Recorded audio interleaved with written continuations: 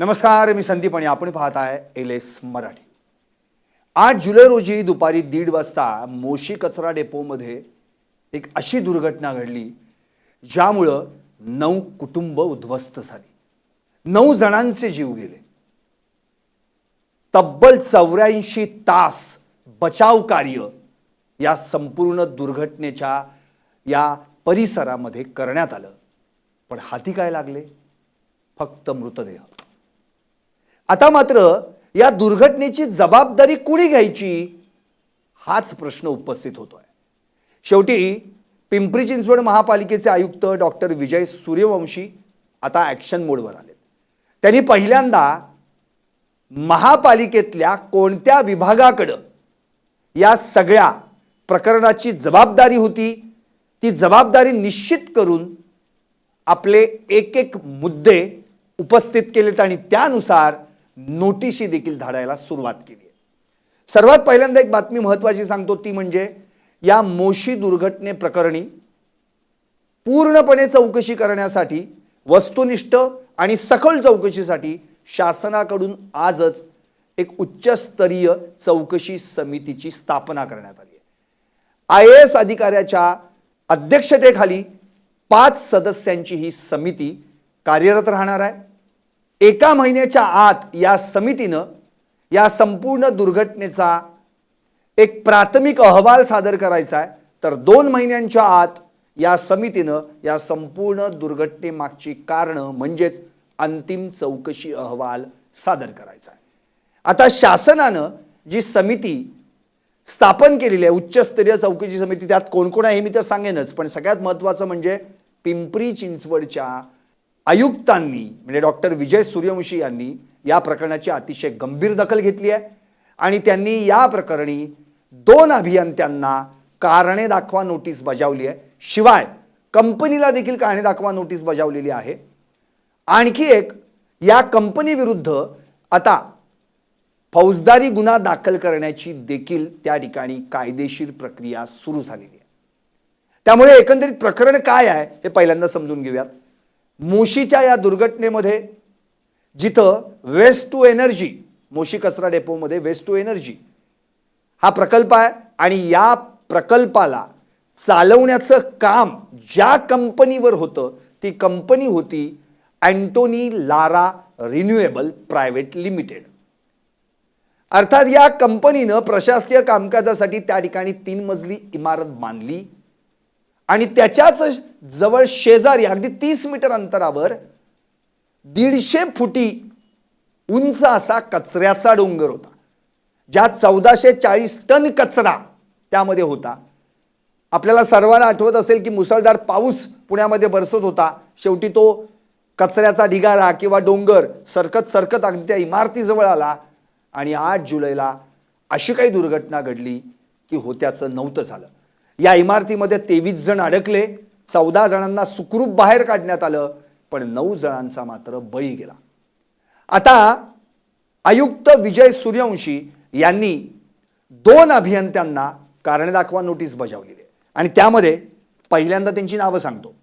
एक तर योगेश सोपान अल्लाट, हे कोण आहेत? तर हे पिंपरी चिंचवड महापालिकेच्या पर्यावरण व अभियांत्रिकी विभागाचे कार्यकारी अभियंते आहेत। आणि दुसरे आहेत संजय नारायण कुलकर्णी, मुख्य अभियंता। या दोघांनाही या संदर्भामध्ये कारणे दाखवा नोटीस बजावण्यात आली आहे।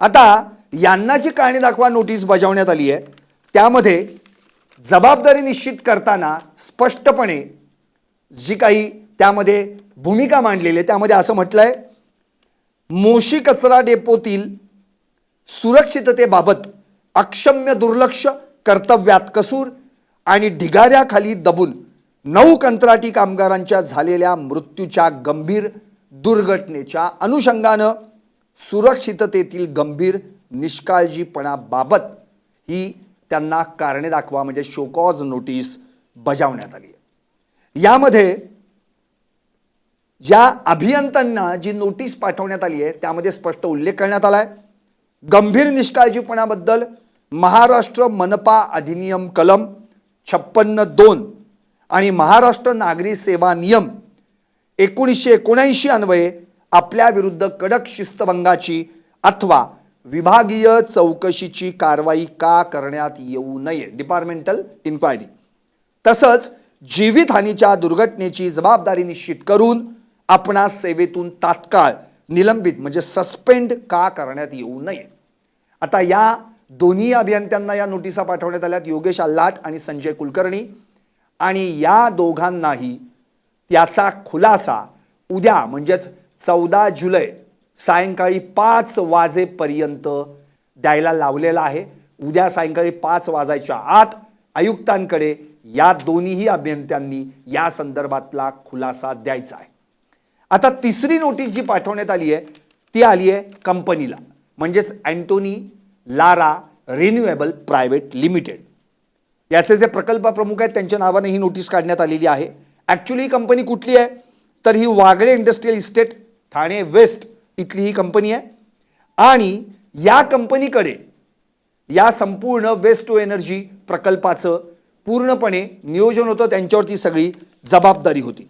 या कंपनीला जी नोटीस धाडण्यात आली आहे त्यामध्ये म्हटलं काय गेलंय तर मोशी दुर्घटनेत झालेल्या जीवितहानीची आर्थिक व कायदेशीर जबाबदारी निश्चित करून आपल्या विरुद्ध BNS अन्वये फौजदारी गुन्हा का दाखल करण्यात येऊ नये याबाबत अँटोनी लारा रिन्युएबल कंपनीला खुलासा मागवण्यात आला आहे. आणि हा खुलासा देखील कंपनीनं उद्या म्हणजे 14 जुलै 5 वाजायच्या आत आयुक्तांकडे सादर करायचा आहे.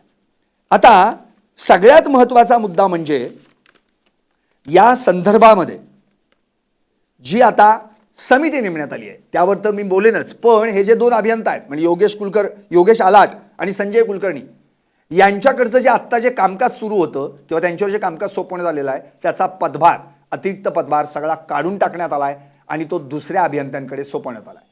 त्यामुळं आता योगेश आल्हाट आणि संजय कुलकर्णी यांच्यावर जे पूर्वी जबाबदारी निश्चित करून जे कामकाज सोपवण्यात आलं होतं तो पदभार पूर्णपणे काढून टाकण्यात आलेला आहे, जोपर्यंत पुढचा स्टँड घेतला जात नाही तोपर्यंत. आता सगळ्यात महत्त्वाचं म्हणजे या संदर्भामध्ये शासनानं जी उच्चस्तरीय चौकशी नेमलेली आहे त्या चौकशीचे अध्यक्ष कोण आहेत आणि सदस्य कोण आहेत. यामध्ये पुणे विभागीय आयुक्त IAS श्रीमती शीतल तेली उगले हे या समितीचे अध्यक्ष असतील. आणि त्यांच्यासोबत या ठिकाणी 4 सदस्य आहेत. महाराष्ट्र प्रदूषण नियंत्रण मंडळाचे प्रादेशिक अधिकारी यांची सदस्य म्हणून नेमणूक करण्यात आली आहे. IIT पवईच्या भूतांत्रिक तथा संरचना अभियांत्रिकी विभागाचे प्राध्यापक DN सिंग यांची देखील या सदस्य समितीमध्ये या चौकशी समितीमध्ये नेमणूक करण्यात आली आहे. अनिल कुमार दीक्षित जे पर्यावरण व घनकचरा विषयातील तज्ज्ञ आहेत यांची सुद्धा नेमणूक करण्यात आली आहे. आणि पिंपरी चिंचवड महापालिकेच्या आपत्ती व्यवस्थापनाचे सहाय्यक आयुक्त यांची देखील नियुक्ती करण्यात आली आहे. हा GR निघण्यापूर्वी उच्चस्तरीय समितीचा शासनाकडून 6 जणांची समिती होती, पण आणि त्या 6 जणांमध्ये खरं तर पिंपरी चिंचवडचे अतिरिक्त म्हणजे पिंपरी चिंचवड महापालिकेचे अतिरिक्त आयुक्त 3 विक्रांत बगाडे यांची देखील नेमणूक करण्यात आली होती. पण नंतर शासनाकडून पुन्हा एकदा शुद्धीपत्रक काढण्यात आलं आणि त्यात म्हटलं गेलं की ही समिती पूर्णपणे त्रयस्थ असावी, म्हणून समितीवर सदस्य म्हणून याआधी ज्यांची नियुक्ती केली होती विक्रांत बगाडे पिंपरी चिंचवड महापालिकेचे सहाय्यक आयुक्त अतिरिक्त आयुक्त यांची नियुक्ती रद्द करण्यात आली आहे. त्यामुळे आता या समितीमध्ये एकूण 5 जण आहेत, अध्यक्षांसह 5 जण आणि IAS दर्जाच्या अधिकाऱ्याच्या अध्यक्षतेखाली ही समिती आता काम करणार आहे. आता या समितीचं जे मूळ काम असणार आहे ते नेमकं काय आहे. या दुर्घटनेची वस्तुनिष्ठ, निष्पक्ष, सखोल आणि तांत्रिक चौकशी करणं, दुर्घटनेस कारणीभूत ठरलेल्या बाबी तपासणं, जबाबदारी निश्चित करणं आणि भविष्यात अशा घटना टाळण्यासाठी आवश्यक उपाययोजना सुचवणं.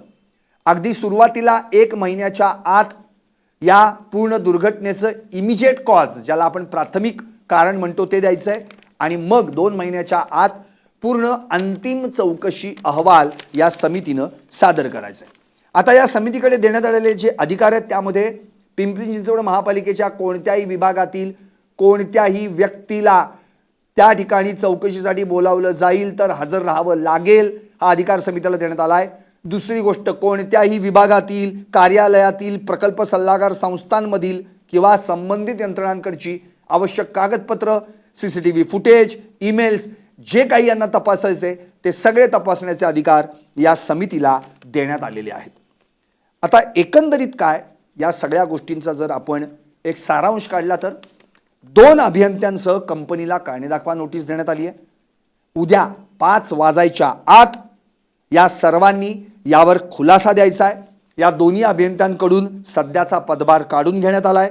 कंपनी विरुद्ध गुन्हा दाखल करण्याची प्रक्रिया सुरू आहे आणि IAS दर्जाच्या अधिकाऱ्यासह 5 जणांची उच्चस्तरीय समिती स्थापन करण्यात आली आहे. जी समिती 1 महिन्याच्या आत प्राथमिक अहवाल सादर करणार आहे तर 2 महिन्याच्या आत अंतिम चौकशी अहवाल सादर करणार आहे.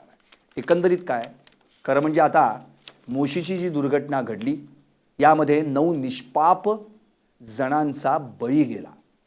पण आता या दुर्घटनेची जबाबदारी कुणी घ्यायची, या दुर्घटनेला नेमकं जबाबदार कोण, याची उत्तरं या समितीच्या माध्यमातून मिळावीत एवढीच अपेक्षा आपण व्यक्त करू शकतो. पाहत रहा LS मराठी.